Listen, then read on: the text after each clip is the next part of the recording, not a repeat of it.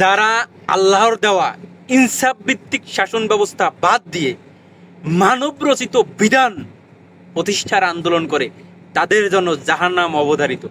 আপনি কোন দলের পিছনে ছুটতেছেন? আপনি কোন দলের পক্ষে কথা বলেন? আপনি কোন নেতার পক্ষে কথা বলেন? যে নেতা ক্ষমতায় গিয়ে ইসলামের বিরুদ্ধে আইন পাশ করে, যে নেতা ক্ষমতায় গিয়ে বাংলাদেশের সংবিধান থেকে বিসমিল্লাহির রহমানির রহিম মুছে ফেলে, যে নেতা ক্ষমতায় গিয়ে চুরি করে, যে নেতা ক্ষমতায় গিয়ে লুটপাট করে, যে নেতা ক্ষমতায় গিয়ে দুর্নীতি করে, সেই নেতাকে ক্ষমতায় নেওয়ার জন্য আপনি আলেমদের বিরুদ্ধে কথা বলেন, আপনি হুজুরদের বিরুদ্ধে কথা বলেন, আপনি দাড়ি টুপির বিরুদ্ধে কথা বলেন। যারা ধর্ম নিয়ে রাজনীতি করে, যারা কোরআনের আইন প্রতিষ্ঠা করতে চায়, তাদেরকে আপনি বলেন ধর্ম ব্যবসায়ী। আপনি মুসলমান না, আপনি মুসলমানের বাচ্চা না।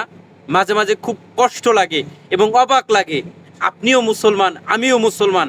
আপনি একজন মুসলমান হইয়া আমার বিরুদ্ধে, আমি মুসলমান, আমার বিরুদ্ধে আপনি কথা বলেন, অথচ আপনি জানেন মন থেকে যে আমি হকের পথে আছি, আমি সত্যের পথে আছি, আমি দুর্নীতি করি না, আমি লুটপাট করি না, আমি অবৈধ কামকাজ করি না।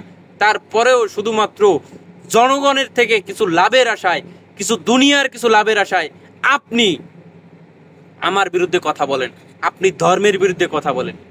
আপনি মরবেন না, মরা লাগবে না,